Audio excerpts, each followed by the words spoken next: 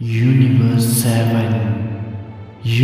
7 के संतुलन में बदलाव का साया छा रहा है। ब्रह्मांड का सबसे ताकतवर योद्धा बहुत जल्द जागने वाला है।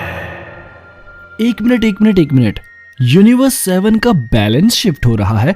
बैलेंस क्यों शिफ्ट होगा यार? बैलेंस कैसे शिफ्ट हो सकता है किसी यूनिवर्स का? यूनिवर्स का बैलेंस तो एक मिनट, यूनिवर्स का बैलेंस? अरे यार, यूनिवर्स के बैलेंस के बारे में तो किंग काई ने भी बहुत पहले कुछ कहा था।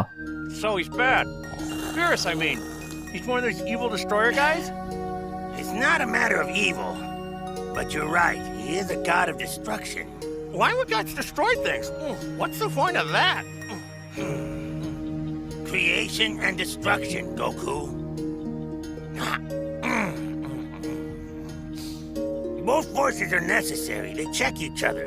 Without them, the universe would go all out of balance. तो भाइयों, जैसा कि हमने अभी सुना कि जो क्रिएशन है और जो डिस्ट्रक्शन है, इन्हें साथ में चलना होता है, तभी यूनिवर्स बैलेंस में रहता है। और ओरेकल फिश ने भी ऐसा ही कुछ कहा कि यूनिवर्स का जो बैलेंस है वो शिफ्ट हो रहा है और the strongest warrior will soon rise up. तो देखो भाइयों, यहाँ पर दो अहम बातें हैं। पहली बात तो ये है कि यूनिवर्स का जो बैलेंस है वो कैसे शिफ्ट होगा, और दूसरी बात ये है कि जो भी वो शिफ्ट हो रहा है ना बैलेंस, जिसकी वजह से वो शिफ्ट होगा बैलेंस, वही बंदा द स्ट्रॉन्गेस्ट वॉरियर की तरह सामने आएगा और पैदा नहीं होगा। कोई नई चीज नहीं आने वाली। ही विल राइज अप, यानी कि जिस लेवल पर वो अभी है वहां से वो राइज करेगा। अभी वो थोड़ा कमजोर है, अभी वो शायद तड़प रहा है ताकतवर बनने के लिए, किसी चीज को सरपास करने के लिए, लेकिन वो उस चीज को सरपास करेगा, उस लिमिट को क्रॉस करेगा and he will rise up. तो ये जो दो चीजें हैं, ये जो यूनिवर्स का जो बैलेंस है, ये कैसे शिफ्ट होगा और जो इसको शिफ्ट करेगा वो कौन है? भाई, बैलेंस तो तभी शिफ्ट हो सकता है जब God of creation and God of destruction में कोई चेंज हो, उनमें कुछ बदलाव आए। गॉड ऑफ क्रिएशन जो सुप्रीम काए हैं उनका तो पता नहीं, लेकिन गॉड ऑफ डिस्ट्रक्शन में शायद कुछ बदलाव हो सकता है।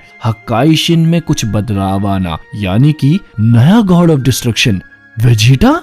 दोस्तों, चैप्टर 68 के एंडिंग में ओरेकल फिश ने जो भविष्यवाणी की है वो डायरेक्शन दे चुकी है आगे आने वाली कहानी को। ओरेकल फिश ने कहा कि यूनिवर्स 7 का सबसे स्ट्रॉन्गेस्ट वॉरियर आने वाला है, और हम सब सोच में लग गए कि वो ग्रेनोला है, वेजिटा है, गोकू होगा वो बंदा, वगैरह वगैरह। बट ओरेकल फिश ने इस स्ट्रॉन्गेस्ट वॉरियर की बात से पहले भी कुछ कहा है, उस पर भी ध्यान दीजिए। ओरेकल फिश की सबसे इम्पोर्टेंट भविष्यवाणी यहाँ ये है भाइयों कि यूनिवर्स का बैलेंस शिफ्ट हो रहा है। यूनिवर्स का जो बैलेंस है वो बिगड़ नहीं रहा, वो उसमें कुछ बुरा नहीं हो रहा, वो बैलेंस शिफ्ट हो रहा है, संतुलन में बदलाव आ रहा है। और फिर उसके बाद ओरेकल फिश ने कहा है कि the strongest warrior will soon rise up. पैदा नहीं होने वाला है वो बंदा, वो राइज करेगा, यानी कि वो जहां पर है वो उस जगह से राइज करने वाला है, बढ़ने वाला है और भी ज्यादा ऊपर। तो जहां तक मैंने ड्रैगन बॉल सुपर को समझा है फर्स्ट एपिसोड से, तो मेरी अंडरस्टैंडिंग के हिसाब से एक यूनिवर्स को बैलेंस में रखते हैं वहां के कायोशिन the supreme Kai, Hakaishin the gods of destruction and angels. Gods of creation जिन्हें हम सुप्रीम काय कहते हैं, वो पूरे यूनिवर्स में लाइफ की क्रिएशन करते हैं। लाइफ की फाउंडेशन इन्हीं से होती है। वहीं गॉड्स ऑफ डिस्ट्रक्शन का काम इनसे बिल्कुल उल्टा होता है, और वो सब कुछ डिस्ट्रॉय करते हैं ताकि यूनिवर्स में बैलेंस बना रहे। क्रिएशन और डिस्ट्रक्शन का साथ में होना बहुत ज्यादा जरूरी है,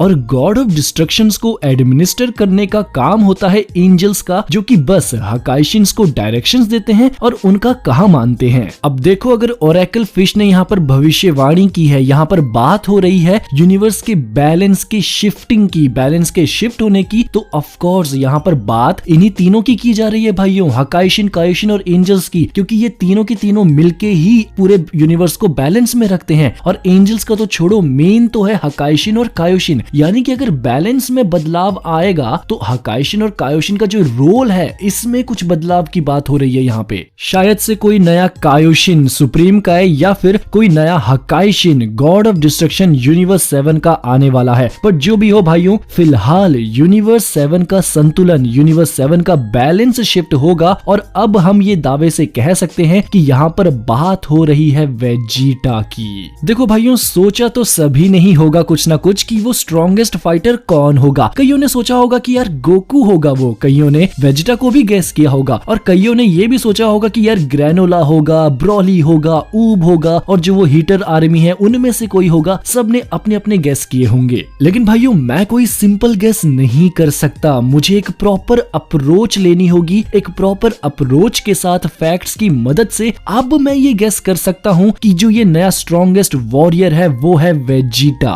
क्योंकि इस बात की अब पूरी सेंस बनती है भाइयों कि वेजिटा बहुत जल्द हकाइशिन बनेगा, वो अगले गॉड ऑफ डिस्ट्रक्शन के लिए एज अ कैंडिडेट चुना जाए। और जो ओरेकल फिश ने यूनिवर्स के बैलेंस के शिफ्ट होने की बात की है वो यही बताती है कि बहुत जल्द बीरस की जगह कोई नया आने वाला है। लॉर्ड बीरस वेजिटा को एक नई गॉड टेक्निक सिखा रहे हैं, क्योंकि अल्ट्रा इंस्टिंक्ट वेजिटा को सूट नहीं करता और लॉर्ड बीरस खुद भी अल्ट्रा इंस्टिंक्ट को मास्टर नहीं कर पाए हैं। अगर आपको याद हो तो विस ने बताया था कि लॉर्ड बीरस खुद अल्ट्रा इंस्टिंक्ट को अभी तक मास्टर नहीं कर पाए हैं। तो लॉर्ड बीरस और वेजिटा दोनों ही अल्ट्रा इंस्टिंक्ट के अलावा एक दूसरा पाथ फॉलो कर रहे हैं और भी ताकतवर बनने का, और इसी वजह से एक कनेक्शन स्टैब्लिश हुआ है पहली बार इन दोनों के बीच में। और लॉर्ड बीरस ने ये प्रूव किया है कि ताकतवर बनने के लिए अल्ट्रा इंस्टिंक्ट से यहाँ वहाँ कूदने की जरूरत हम गॉड्स ऑफ डिस्ट्रक्शन को नहीं है, हमारे पास और भी गॉड टेक्निक्स हैं। और इसी चैप्टर में भाइयों वेजिटा लॉर्ड बीरस के साथ उनकी ट्रेनिंग को देखने चला जाता है। तो मेरी थ्योरी यही है भाइयों कि ओरेकल फिश ने भविष्यवाणी की है कि यूनिवर्स 7 का बैलेंस शिफ्ट हो रहा है और एक यूनिवर्स का बैलेंस हकाइशिन और कायोशिन और एंजल्स मेंटेन करके रखते हैं। कायोशिन यानी सुप्रीम काय और एंजल्स के साथ तो आई गेस कुछ भी नहीं बदलाव होने वाला, कुछ भी चेंज नहीं होने वाला, लेकिन गॉड ऑफ डिस्ट्रक्शन की पोजीशन के लिए कुछ हलचल तो शुरू हो गई है। वेजिटा ट्रेन हो रहा है गॉड ऑफ डिस्ट्रक्शन बीरस के अंडर नई गॉड टेक्निक सीख के।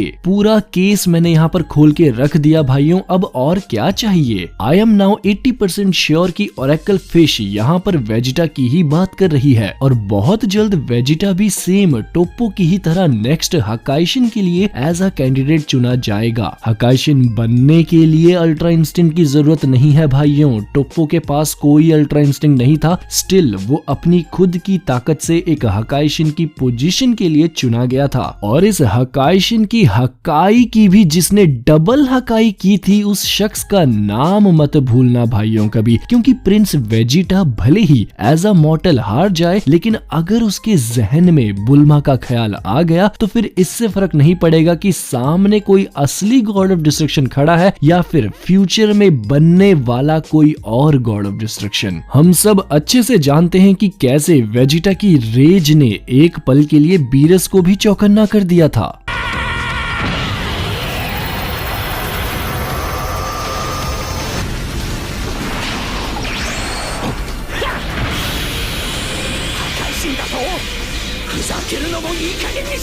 और तो और टोप्पो के खिलाफ भी वेजिटा लगभग हार ही रहा था। Can all else and dare to call my cause trivial? I fight for Bulma, for Trunks and Bulla. I fight for the oath I made to a fellow warrior, for my Saiyan pride. You have anything to say about it?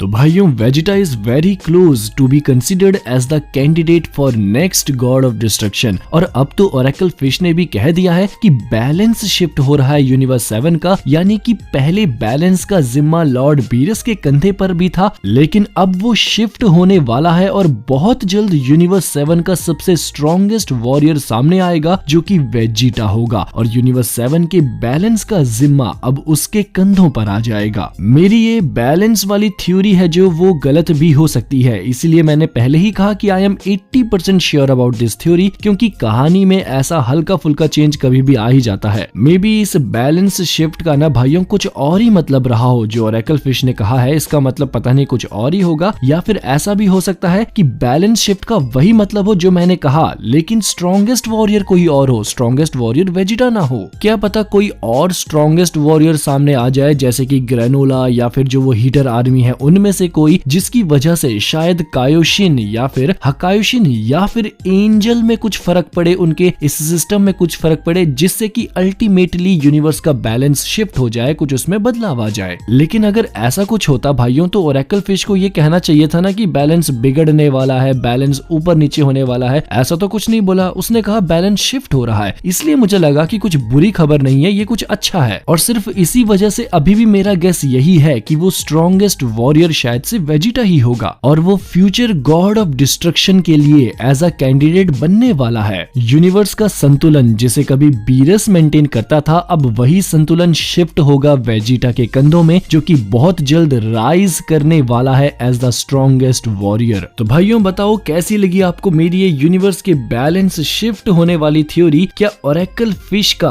Balance shift वाली बात से यही मतलब था कि God's of creation and God's of destruction के role में कुछ बदलाव होने वाला है? और इस बदलाव के सेंटर में जो सबसे स्ट्रॉन्गेस्ट वॉरियर खड़ा होगा वो कौन होने वाला है? क्या वो मेरे 80% श्योर गेस के अकॉर्डिंग वेजिटा है, या फिर वो गोकू है, या फिर वो ग्रेनोला है, और या फिर वो कोई और है? मुझे इसका जवाब कमेंट्स में जरूर दीजिएगा। और मे बी मेरी ये थ्योरी गलत हो जाए, बट अगर मेरे एफर्ट्स को आप लोग सपोर्ट करते हैं तो please do like this video और चैनल को सब्सक्राइब भी जरूर करना। मैं मिलूंगा आप सबको नेक्स्ट वीडियो में, तब तक के लिए खुदा हाफिज़, सादर प्रणाम।